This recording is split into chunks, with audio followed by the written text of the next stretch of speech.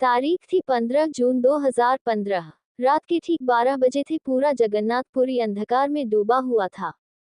यह कोई साधारण बिजली कड़की नहीं थी, बल्कि एक सोचा समझा फैसला था। सड़कों पर सन्नाटा पसरा था, मंदिर के चारों ओर भारी पहरा था और किसी को भी आसपास भटकने की इजाजत नहीं थी। इस रहस्यमयी अंधेरे के पीछे एक गुप्त और पवित्र अनुष्ठान चल रहा था। एक ऐसा अनुष्ठान जिसे देखने की अनुमति किसी को नहीं थी। भगवान कृष्ण का असली हृदय जिसे सदियों से गुप्त रखा गया था, पुरानी मूर्ति से निकाला जा रहा था और उसे एक नई मूर्ति में स्थापित किया जा रहा था। कहते हैं कि इस प्रक्रिया को जो भी देख लेता है वह या तो पागल हो जाता है या उसकी मृत्यु निश्चित होती है। यही कारण था कि पूरे शहर को अंधेरे में रखा गया ताकि कोई भी इस रहस्य को अपनी आंखों से ना देख सके। लेकिन इस बार कुछ अलग हुआ। इस प्रक्रिया को देखने वाला एकमात्र व्यक्ति जिसने वह दृश्य अपनी आंखों से देखा और जो उसने बाद में बताया, वह किसी को भी झकझोर कर रख सकता है। आखिर उस व्यक्ति ने क्या देखा था? क्या सच में भगवान कृष्ण का हृदय अब भी धड़क रहा था? इतिहास में ऐसा कौन सा कारण था कि इस मंदिर को मिटाने के लिए बार बार हमले किए गए, लेकिन हर बार कुछ ऐसा हुआ जिसने आक्रमणकारियों को हिलाकर रख दिया? क्यों भगवान जगन्नाथ की मूर्ति अधूरी बनाई गई? क्या ये कोई अनजाना संयोग था या फिर इसके पीछे कोई दिव्य कारण है जो इंसान की समझ से परे है? इन सभी रहस्यों के बीच सबसे बड़ा सवाल यही है, क्या जगन्नाथपुरी सच में कलयुग के अंत का संकेत दे रहा है? क्या यह मंदिर केवल एक तीर्थ स्थल है या फिर भविष्य का कोई संदेश हमारे सामने रख रहा है, जिसे हम समझ नहीं पा रहे हैं? इस वीडियो में हम इन्हीं गूढ़ रहस्यों की परतें खोलेंगे और आपको सच से रूबरू कराएंगे। तो आपसे विनती है कि वीडियो को पूरा जरूर देखना, क्योंकि आपको जगन्नाथ मंदिर से जुड़े हुए कुछ ऐसे रहस्यों के बारे में आज जानने को मिलने वाला है जिसके बारे में शायद ही आपने पहले कभी सुना होगा। मुझे पहले आपसे निवेदन है तो चैनल को सब्सक्राइब जरूर कीजिएगा। हमारे चैनल आपको हमेशा धर्म से जुड़ी हुई ज्ञान देखने को मिलती है, वीडियो देखने को मिलती रहती है। एक बार कमेंट बॉक्स में जय श्री कृष्णा जरूर लिखे। जब भी हम जगन्नाथपुरी मंदिर की बात करते हैं, एक अद्भुत कथा हमारे सामने उभरती है। इस मंदिर की नींव में केवल पत्थर ही नहीं बल्कि एक दिल दहला देने वाली कहानी भी छुपी हुई है। इस अद्भुत रहस्य को समझने के लिए हम समय के पहिए को पीछे घुमाते हैं और लौटते हैं उस युग में जब महाभारत का महासमर समाप्त हो चुका था। कुरुक्षेत्र की धरती पर बिखरे अनगिनत शवों और कौरवों के विनाश ने समूचे आर्यावर्त को हिलाकर रख दिया था। इसी विनाश का दोष गांधारी ने भगवान श्री कृष्ण पर मढ़ दिया। अपने 100 पुत्रों की मृत्यु के शोक में डूबी गांधारी ने जलते हुए क्रोध के साथ कृष्ण को श्राप दिया, जैसे मेरे 100 पुत्रों का सर्वनाश हुआ, वैसे ही तुम्हारा यादव वंश भी आपसी कलह में नष्ट हो जाएगा और जिस द्वारका को तुमने अपने पराक्रम से बसाया वह भी जलमग्न हो जाएगी। ये केवल शब्द नहीं थे बल्कि विधि का विधान था। वर्षों बीत गए लेकिन गांधारी का श्राप काल की परछाई की तरह पीछा करता रहा और फिर 36 वर्षों बाद वह दिन आया जब गांधारी का कथन सत्य होने लगा। द्वारका में आपसी कलह ने विकराल रूप धारण कर लिया। नशे में चूर यादव जो कभी अपराजय योद्धा थे, एक दूसरे के रक्त के प्यासे हो उठे। पराक्रमी महारथी जो युद्ध में देवताओं तक को चुनौती देते थे, वे अब अपने ही बंधुओं के हाथों काल के गाल में समा रहे थे। रक्त से सनी द्वारका चित्कारों से गूंज उठी, लेकिन नियति अपने पथ पर अग्रसर थी और फिर आया वह भयानक क्षण जब सागर ने अपनी लहरों को विशालकाय रूप दिया। गगन भेदी गर्जना के साथ महासागर ने पूरी द्वारका नगरी को अपने भीतर समा लिया। देखते ही देखते महलों, मंदिरों और समृद्धि से भरी वह नगरी जो कृष्ण का धाम थी, जल प्रलय में विलीन हो गई। द्वारका अब केवल जल के गर्भ में सोई हुई एक भूली हुई कथा बन गई।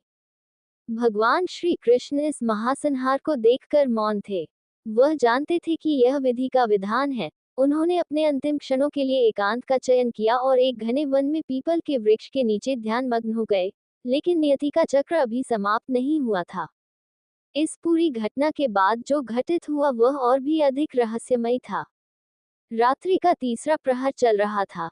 जंगल स्याह अंधकार में डूबा हुआ था। सिर्फ जुगनुओं की टिमटिमाती रोशनी रहस्यमय चमक बिखेर रही थी। एक शिकारी अपनी सांसें थामे घने वृक्षों के बीच छिपा खड़ा था। उसकी उंगलियां तीर पर कसकर जमी थी और उसकी आंखें अपने लक्ष्य पर केंद्रित थी। जरस्व कबीले का सबसे कुशल शिकारी झाड़ियों के पीछे छुपा हिरण को देख रहा था, लेकिन जैसे ही उसने तीर छोड़ा समय मानो थम गया। तीर सीधे श्री कृष्ण के चरणों में लगा और वे घायल होकर धरती पर गिर पड़े। शिकारी जरा जब भगवान श्री कृष्ण के पास पहुंचता है और देखता है कि उसने जिसे अपना शिकार समझा था वह स्वयं द्वारकाधीश है तो वह कांप उठा। आंखों में आंसू लिए वह उनसे क्षमा मांगता है, लेकिन श्री कृष्ण मुस्कुराकर उसे याद दिलाते हैं, त्रेता युग में जब मैं राम के रूप में था तब मैंने वानर राज बाली को इसी प्रकार मारा था। तुम वही बाली हो और आज तुमने अपनी नियति को पूरा किया है। जब पांडवों ने भगवान श्री कृष्ण का अंतिम संस्कार किया, तब एक रहस्य सामने आया। उनका संपूर्ण शरीर भस्म हो गया मगर उनका हृदय नहीं जला। ये हृदय धड़क नहीं रहा था लेकिन उसमें एक विचित्र शक्ति थी। पांडव घबरा गए। ये कैसा चमत्कार था? तभी आकाश से आकाशवाणी हुई, यह मेरा नील माधव स्वरूप है, इसे जल में प्रवाहित करो, समय आने पर यह स्वयं प्रकट होगा। पांडवों ने वैसा ही किया। हृदय को एक लकड़ी के लट्ठे में बांधकर नदी में प्रवाहित कर दिया। सदियां बीत गई। एक दिन उड़ीसा के घने जंगलों में सब्र कबीले के मुखिया विश्वासु ने नदी किनारे एक विशाल लकड़ी का टुकड़ा देखा। जैसे ही उसने उसे छुआ वह चौंक उठा। लकड़ी गर्म थी और उसमें से एक नीली आभा निकल रही थी। विश्वासु ने अपने कबीले के लोगों को बुलाया और उसे अपने गुफा मंदिर में स्थापित कर दिया। धीरे धीरे कबीले के लोग उसे नील माधव के रूप में पूजने लगे। जब भी कोई उस मूर्ति के पास जाता उसके भीतर एक दिव्य शक्ति का संचार होता। राजा इंद्रदुम्न जो मालवा के पराक्रमी राजा थे, उन्होंने एक रात एक अजीब सपना देखा। सपना असाधारण था। उन्हें एक विशाल नीले प्रकाश से चमकती प्रतिमा, एक गुफा और एक रहस्यमयी पर्वत दिखा। जागते ही उन्होंने अपने विद्वानों को बुलाया और अपने सपने के बारे में बताया। विद्वानों ने जब ये सब सुना तो वह सभी एकमत होकर बोले, यह नीलाचल पर्वत है और इस पर कोई दिव्य मूर्ति स्थापित है। राजा चकित हो गए। उन्होंने अपनी सेना को चारों दिशाओं में इस पर्वत को खोजने भेजा मगर कोई सफलता नहीं मिली। तब राजा के एक विश्वास पात्र ब्राह्मण विद्यापति को ये कार्य सौंपा गया। उन्होंने सूक्ष्मता से खोजबीन की और पता लगाया कि सब्र कबीले का मुखिया विश्वासु इस मूर्ति की पूजा करता है। विद्यापति को एहसास हुआ कि बलपूर्वक यह मूर्ति नहीं ली जा सकती, इसलिए उन्होंने विश्वासु की बेटी से विवाह कर लिया। एक दिन जब उनकी पत्नी प्रसन्नचित्त थी तब उसने अपने पिता से प्रार्थना की कि वह विद्यापति को नील माधव के दर्शन कराएं। विश्वासु मान गया मगर एक शर्त पर कि विद्यापति की आंखों पर पट्टी बांधी जाएगी। विद्यापति राजी हो गया मगर वह चुपके से रास्ते में सरसों के बीज गिराता गया ताकि बारिश के बाद जब वे अंकुरित हो तो वह रास्ता पहचान सके। नील माधव के दर्शन करते ही विद्यापति स्तब्ध रह गया। ऐसी दिव्य मूर्ति उसने कभी नहीं देखी थी। उसने जाकर राजा को इस बारे में बताया। कुछ दिनों बाद राजा स्वयं वहां पहुंचे और जबरन वह मूर्ति ले गए। मगर जैसे ही मूर्ति को गुफा से निकाला गया एक भयानक घटना घटी। प्रतिमा हवा में लुप्त हो गई। राजा बहुत दुखी हो गए। राजा ने हताश होकर फिर से कठिन तपस्या की। कुछ दिनों बाद उन्हें फिर से एक स्वप्न आया। एक लकड़ी का लट्ठा समुद्र से बहकर आ रहा है, इस लकड़ी के लट्ठे से एक नई मूर्ति बनवाओ।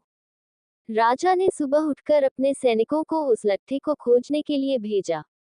राजा के सैनिकों ने समुद्र किनारे खोजबीन की और वह चमत्कारी लकड़ी का टुकड़ा उन्हें मिल गया, मगर कोई भी उसे हिला नहीं पा रहा था। तभी राजा को एक आवाज सुनाई दी, तुमने विश्वासु से छल किया इसलिए तुम्हारे पाप तुम्हें रोक रहे हैं। पहले उनसे क्षमा मांगो। राजा ने ऐसा ही किया। उन्होंने विश्वासु से अपने द्वारा किए गए गलत कार्य की क्षमा मांगी। विश्वासु ने भी उन्हें क्षमा कर दिया और विश्वासु ने खुद वह लट्ठा उठाया और उसे मंदिर में ले गए। फिर राजा इंद्रदुम्न ने एक से बढ़कर एक शिल्पकार को उस लट्ठे से मूर्ति बनाने के लिए बुलाया, लेकिन कोई भी कारीगर लकड़ी के अंदर रत्ती भर भी छेद नहीं कर पाया। ये सब देखकर राजा काफी दुखी हो गए थे, लेकिन तीनों लोग के कुशल कारीगर कहे जाने वाले विश्वकर्मा ने एक बूढ़े व्यक्ति का रूप धारण करके उस लकड़ी से भगवान जगन्नाथ की प्रतिमा बनाने का फैसला लिया। भगवान विश्वकर्मा वृद्ध व्यक्ति का रूप धारण करके राजा के पास पहुंच गए और उनसे कहा कि वह नील माधव की मूर्ति बना सकते हैं, लेकिन इसके लिए उस शिल्पकार ने एक शर्त रखी। जिसमें उसने कहा कि मैं 21 दिनों में गर्भगृह के अंदर इस मूर्ति का निर्माण करूंगा। कोई भी शख्स मूर्ति बनाते समय उन्हें दिखाई नहीं देना चाहिए।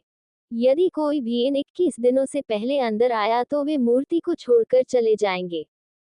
राजा ने सभी शर्तें मान ली और एक बंद कमरे के अंदर भगवान विश्वकर्मा ने लकड़ी से मूर्ति गढ़ने का काम शुरू कर दिया, लेकिन रानी खुद को चाहकर भी रोक नहीं पा रही थी।